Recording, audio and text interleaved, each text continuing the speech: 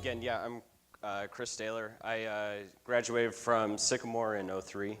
And tonight I'd like to share with you a little bit about what I do for a living, but what I'm actually lucky enough to call my hobby and my passion. So a lot of my drive and motivation for what I do for work is what drives me in my personal life, and the push to challenge myself and the push to be creative and always learn something new. So my interest in visual effects and film started when I was 7 years old, when I saw this not so well known tiny little movie called Star Wars.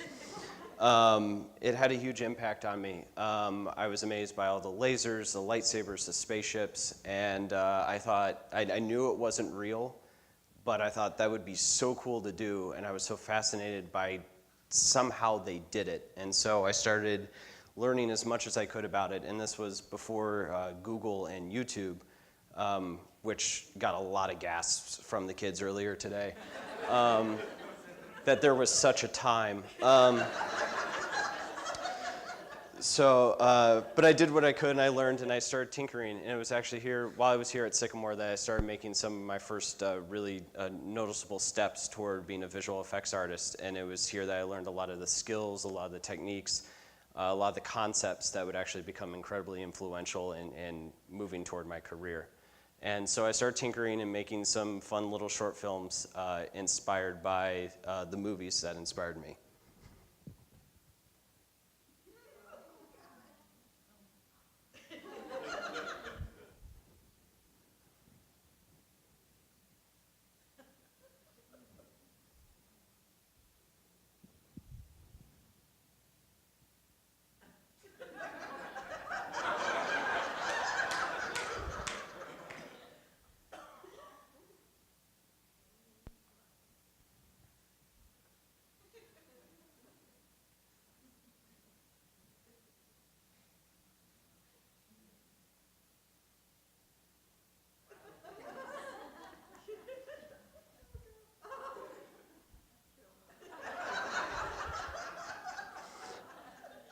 All right, so these weren't exactly Academy Award-winning visual effects, but it was a place to start, and you have to start somewhere. Everyone has to start somewhere.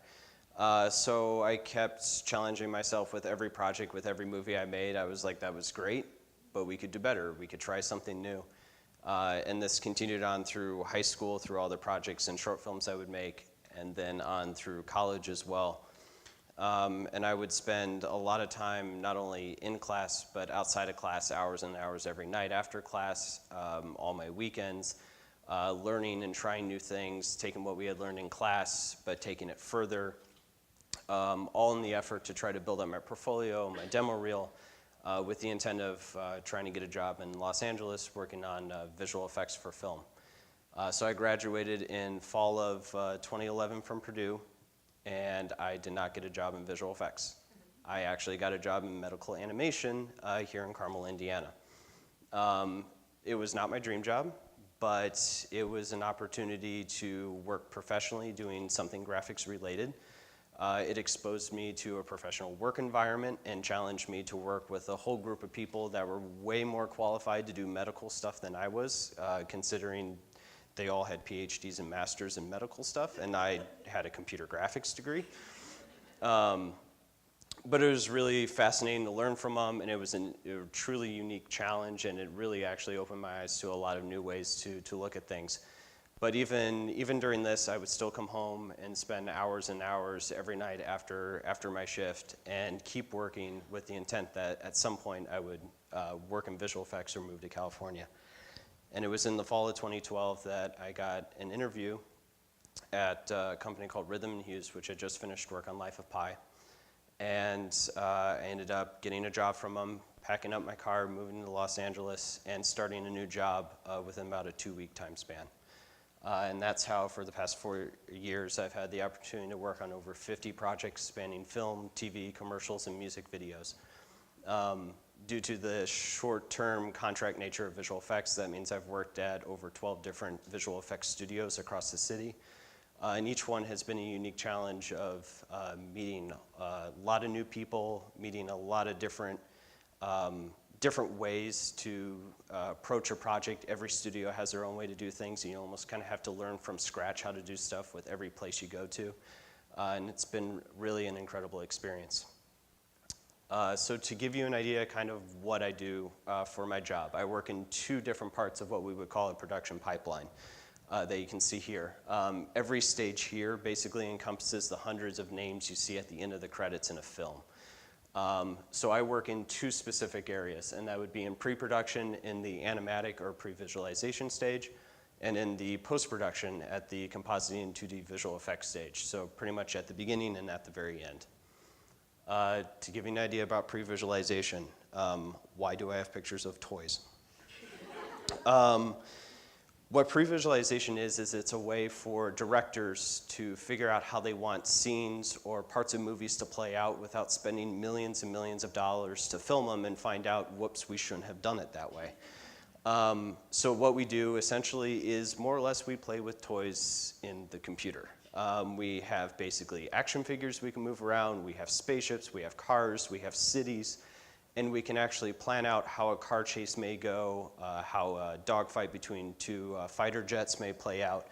And we do it very quick, we do it very cheap, and the director can figure out exactly how where he wants to put the camera and what he wants to do with the video.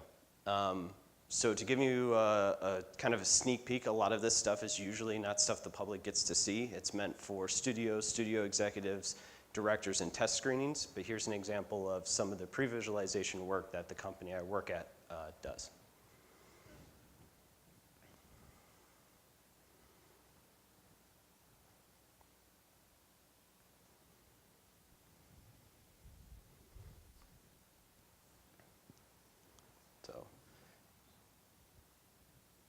It doesn't look like the sound's working, but for kind of describe what's going on, there's examples here from Independence Day 2, a couple of movies that are kind of in development right now, Fantastic Four, The Purge 3, this is Super 8. And the intent for these is to all be very quick, kind of like game graphics. But it's a great tool for us to really quick kind of see how parts of a movie play out that would be prohibitively expensive to experiment with. So the second job I do at the other end is compositing. And again, why do I have a picture of peanut butter and jelly? The best way to describe how compositing works is actually a lot like making a peanut butter and jelly sandwich. So our job is essentially to make the sandwich. We don't make the peanut butter, we don't make the jelly, we don't make the knife that was forged to help spread those ingredients onto the bread. Those were created by other very talented people, but it's up to us to bring all those elements together and create what you would call a peanut butter and jelly sandwich. So as a compositor, we take stuff from the 3D animation, we take stuff from the green screens that were shot on set. We take all these separate elements and we start merging them together into the final image that you see on the screen in the film. And if we've done our job right, generally the idea is you can't tell where the real stuff ends and the fake stuff begins. Now you might be wondering too that while you're just taking other people's work and you're slapping it together, which is true, we are taking other people's work, but there is an amazing amount of technical skill and artistry that actually goes into blending it. Because if you were to give the ingredients for peanut butter and jelly to someone that has never made a sandwich before or doesn't know what those ingredients are and tell them to put it together, you may get a loaf of bread with a jar of peanut butter, jelly, and a knife stabbed through it. But it takes artistry, it takes balance, it takes a correct ratio of one thing to another to actually create that final image.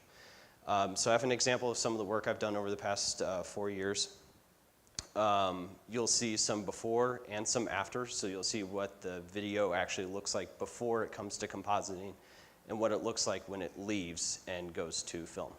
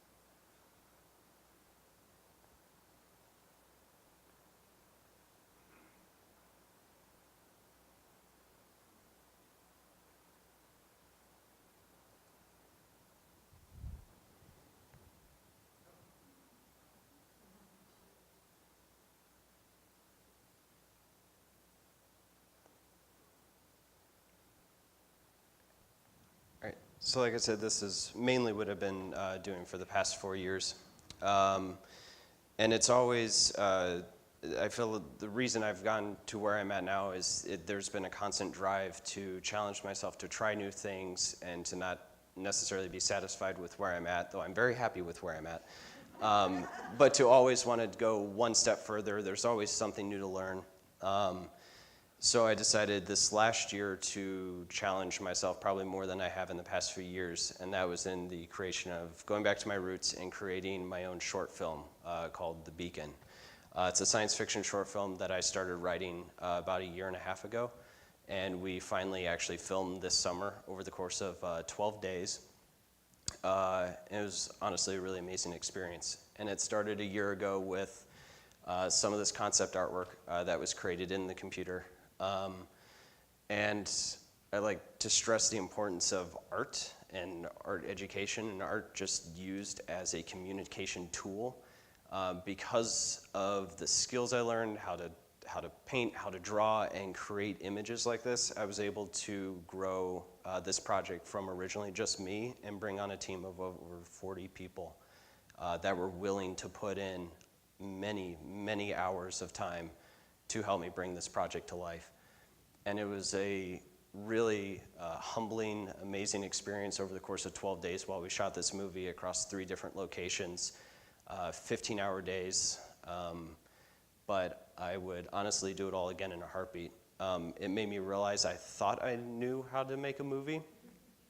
I was wrong. It is a far more complicated experience than I ever imagined. It's way different than making movies in my backyard. But I learned so much from these guys. It gave me a whole new appreciation for not only what they do, for what the production side, because we're on the post-production, this would be on the production side for all these hundreds of people that do this for a living. And it also gave me a lot of perspective on the visual effects side, because now I better understood the people that I would get angry at for maybe not doing their job right. Now I was in their shoes. But it was a really great experience. So I have some footage of how the project's coming together. You're going to see a couple behind the scenes videos, some photos, but you're also going to see some clips from the movie itself. Now some of those visuals are going to be rough, and that's because we're in that, what I described earlier, pre-visualization stage. So we're actually going through that same process ourselves to figure out how our visuals are going to look so that we don't waste a lot of time trying to make it look nice later.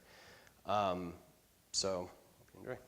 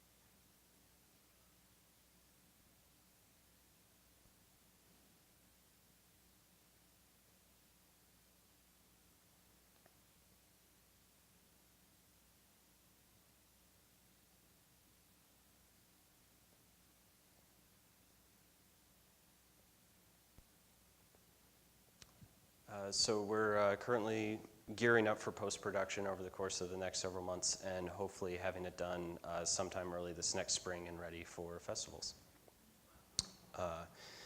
So I started becoming interested in this when I was 7, so it's been 20 years, and I still learn something new every day. There's constantly challenges. I'm always still learning something new. And I think it's important to always be challenging yourself to try to do something new, to anything you're interested in or curious about. to challenge yourself just to learn something new about it or to dig in, figure out how it works. Because every step of the way, all the way from middle school through high school and college and finally on this project has opened up so many doors and opportunities. You'll never know, the amazing people you may meet along the way, the things you'll learn, and probably the things you'll learn about yourself along the way. So thank you for coming out.